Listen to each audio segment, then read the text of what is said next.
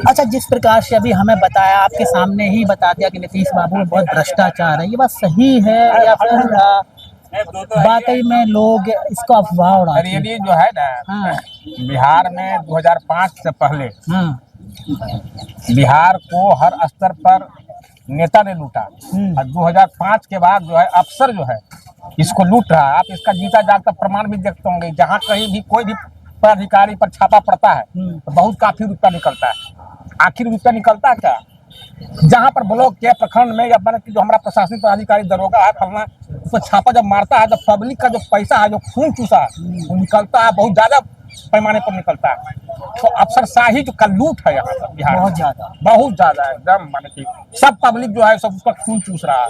बिहार में है क्या, घूस बहुत काफी बड़े जबरदस्त तरीका से अफसरशाही का तांडव चल रहा है। अच्छा, कौन सा ऐसा अगर मुख्यमंत्री बने तो इस हाँ, अब सुनिए, इस पर सुधार ला सकता है? बिहार को 2005 से 15 के बीच में एक कुशल नेतृत्व, एक ईमानदार माने कि नेतृत्व मिला, और उनके मार्गदर्शन में, नीतीश जी के मार्गदर्शन में 2005 से 15 के बीच में बहुत काफी माने कि विकास हुआ। लेकिन 15 के बीच में जिसका 20 वर्ष तक मुखर होकर के नीतीश जी भड़ास निकालते रहे कि लालू जी ऐसे लूट लिए, वो किए, बहुत काफी किए, उन्हीं के गोद में जाकर के जब बैठ गए, अब तो वह किसी तरह से कभी राजद की तरफ जाते हैं तो कभी बीजेपी की तरफ आते हैं। लोग तो सिर्फ अपना कुर्सी बचाने के लिए इतना ही कर रहे हैं, पलटी मार रहे हैं। हम उनको पलटी मारने कहेंगे? इस बीच में बीजेपी भी पलट मार रहा है और राजद भी मार रहा है, और बिहार के जनता को कोई विकल्प नहीं है। इस विकल्प के रूप में पूरे बिहार में अब जनता समझ रही है कि अगर नीतीश ऐसा 5 से 15 के बीच में जो माने मजबूत नेतृत्व था, अगर कोई किसी को आशा की तरफ देख रहा है, आशा के रूप में, तो प्रशांत किशोर को देख रहा है कि बिहार से अगर हर स्तर पर कोई मुक्त कर सकता है, विकास को माने कि ला सकता है, वह प्रशांत किशोर ला सकता है। दूसरा कुशल नेतृत्व का दूर दूर तक कोई आशा नहीं है। प्रशांत पे हम बातें हैं, अभी तक प्रशांत जी ने क्या किया है बिहार के लिए? क्योंकि देखो, राजनीतिक दल के साथ कोई भी लग सकता है। हाँ। अब राजनीतिक दल इतने एडवांस हो गए कि अभी सुनिए ना, हमारा देश में लोकतंत्र चल रहा है। आप दक्षिण के राज्य में जाइए, 5 वर्ष पर सरकार बदलती है, लेकिन जैसे भी हो, बिहार ऐसा जो हिंदी पट्टी में माने के है, आप देखिए एक के सरकार जो है 15 वर्ष 20 वर्ष एक के सरकार है। सरकार अगर बदलती है तो निश्चित ही आप देखिए 2005 में जब सरकार बदली नीतीश कुमार का, तो रोड है, सड़क है, बिजली है, इस सब का विकास हुआ। और अब जो है नीतीश जी सक्षम नहीं है, उनमें मेंटली और फिजिकली जो है सक्षमता खत्म हो चुका है। वह जो है अफसरों को, जो रिटायर्ड अफसर है, वैसा 5 गो IAS को लेकर के बैठ गए हैं, वही जो करता है वही हो रहा है। और नीतीश जी अपने कोई स्वयं निर्णय लेने में सक्षम अब नहीं रहे हैं, और पूरे बिहार देख रहा है कि अगर प्रशांत किशोर के हाथ में नेतृत्व गया तो पहले तो विकल्प भी नहीं था, राजद को दीजिए या महागठबंधन को दीजिए या NDA को दीजिए, कोई विकल्प नहीं था। अब इस बार जो है प्रशांत किशोर एक विकल्प के रूप में आए हैं, जो जनता बहुत काफी उब चुका है। आप 5% करते हैं ना, 15 से 20% के बीच में वोट आवेगा। आप सुन लीजिए कान खोल करके, जो जनता यह एहसास कर रहा है कि यहाँ पर विकास अब नहीं हो रहा है, यहाँ पर खाली कल्टी लोग मार रहे हैं, और कल्टी मार करके गद्दी बचा रहे हैं। और इस बार विकल्प के रूप में, एक मजबूत नेतृत्व के रूप में प्रशांत किशोर को जनता, बिहार की जनता देख रही है, हर वर्ग के लोग देख रहे हैं। ऐसा बात नहीं है, शहरी हो, देहात हो, महिला हो, पुरुष हो, OBC हो, उच्च वर्ग के लोग हो, जो भी है सब प्रशांत किशोर की तरफ देख रहा है कि नहीं, अगर कुशल नेतृत्व मिला तो माने कि बिहार जो है बहुत काफी अच्छा। 2005 में जो था गरीबी, भुखमरी, वो समझता हूँ मैं।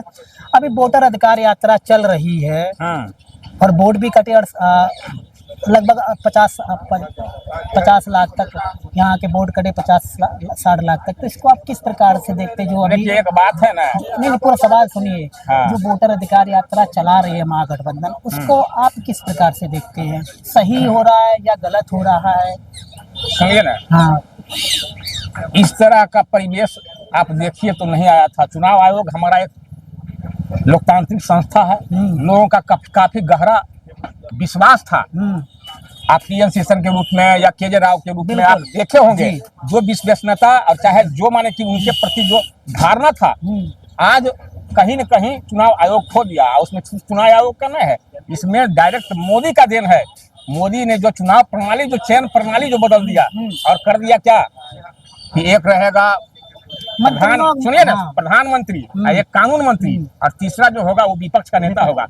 और अगर मान ली कि आपसी सहमति नहीं बना तो वोटिंग होगा, तब वोट में तो 2 बीजेपी है, तो बीजेपी प्लस जो है, बीजेपी प्लस चुनाव आयोग हो गया है और उसके इशारे पर तब ऐसा नाचने वाला हो गया, तब उन पर उंगली उठ रहा है। या लोकतंत्र के सामने तो बहुत बड़ा खतरा के रूप में सामने उभर के आया। आप सही बता रहे, प्रशांत किशोर ने इस पे क्यों आवाज नहीं उठाई? प्रशांत किशोर का कहना है, सुनिए ना, प्रशांत किशोर आवाज उठा रहा है। नहीं सुनिए ना, जैसा सुनिए ना, आप भी सुनते होंगे। प्रशांत किशोर का कहना है कि विपक्ष का जो लीडर है वह भी एक स्तंभ होता है, वह हमारी एक कड़ी है। तो वह जो उठाया प्रश्न, उसका जवाब जो है मुखर होकर के सामने आकर के चुनाव आयोग को देना चाहिए, पॉइंट बाई की क्या उसका कहना का मतलब है ना। लेकिन चुनाव आयोग जो है उनके दंडात्मक कार्रवाई करने के लिए, लेकिन उसका क्या होगा, अब जाइए कोर्ट में क्या करता नहीं, मैं ये कह रहा हूँ कि ये प्रशांत किशोर क्यों नहीं चलाए? जब प्रशांत किशोर आपको लगता है कि नहीं, आप मैंने तो कोई यात्रा नहीं देखी प्रशांत जी ने यात्रा चलाई या वोटरों के लिए, या जो मतदाता कट गए वोट उनके लिए प्रशांत जी तो नहीं कुछ कर रहे हैं, ये तो महागठबंधन कर रहा है। मेरा ये सवाल है। सुनिए ना, एक बात और आपको बता रहे हैं, यह जो है यह ऊपर से आ रहा है, केंद्र से आ रहा है ना। क्या कारण है, आप जरा सा आप अपने में माने कि इसको थोड़ा सा चिंतन कीजिए कि 2024 में अखिल भारतीय स्तर का जो चुनाव है हुआ लोकसभा का, तो 2023 में ही 1 साल पहले, चुनाव से 1 साल पहले ही क्यों न माने कि पूरे भारत में सर्वेक्षण करवाया गया। चुनाव आयोग को एक राज्य को माने कि टारगेटेड नहीं करना चाहिए ना, तो पूरे देश में यह माने कि लोग एहसास कर रहे हैं, जो स्वतंत्र नागरिक हैं या हमारे माने कि विद्वान लोग हैं, चाहे जो माने राजनीतिज्ञ लोग हैं या राजनेता हैं, सब महसूस कर रहे हैं कि आखिर बिहार को टारगेटेड क्यों किया जा रहा है चुनाव आयोग के द्वारा। 2024 में जब चुनाव था, 2023 में इसको शुरू करना चाहिए था। अब पूरे हिंदुस्तान में इसका रिव्यू वो बात मैं सारी समझ गया। मेरा एक सवाल आपसे ये है कि लोग ऐसा बोल रहे थे पहले कि ये जो प्रशांत जी इनको फंडिंग आरएसएस कर रहा है, फिर आरएसएस के बाद ये बताया गया कि इसको महागठबंधन फंडिंग कर रहा है। पूरे सवाल सुनो ना मेरा, फिर आप जवाब देना। जब वोट कटे यहाँ पर, वो सबको पता है कि क्या चुनाव निर्वाचन आयोग कर रहा है, कहाँ क्या बंगलौर सेंट्रल महादेवपुरा में हुआ, तो प्रशांत किशोर ने क्यों सबसे पहले यहाँ आवाज नहीं उठाई? यहाँ से दिल्ली से नेता आकर के यहाँ आवाज उठाने लगे। ये मेरा सवाल है आपसे, सही समझे कि नहीं समझे? नहीं, तो उसमें माने कि प्रशांत किशोर, हमारा कहना है कि प्रशांत किशोर उस बात को जो विपक्ष का नेता राहुल गांधी उठा रहा है तो बात, तो उसमें प्रशांत किशोर के साफ स्पष्ट कहना है, वह बहुत सारा मार्केबल बात बोल रहे हैं, उसमें तथ्य है। तो तथ्य के आधार पर जब आरोप माने की लग रहा है, तो उसका जो है जवाब जो है पॉइंट बाई चुनाव आयोग को देना चाहिए, प्रेस कॉन्फ्रेंस बुलाकर। चलिए ठीक है, अब मुझे लास्ट सवाल मेरा आपसे, आपके अनुसार प्रशांत जी को कितनी सीटें आ रही हैं? प्रशांत किशोर कॉन्फिडेंस होके बताइएगा ताकि सारे लोग सुन सके, हमें भी एक कॉन्फिडेंस होता है कि इतनी सीटें आ रही, इतनी सीटें आ रही। तो कितनी आपको सीटें? प्रशांत किशोर को 25 से 30 के बीच में सीट इस बार आ रही। ठीक आ रहा है, ठीक है। और यहाँ नालंदा से नालंदा, आप सुनिए ना,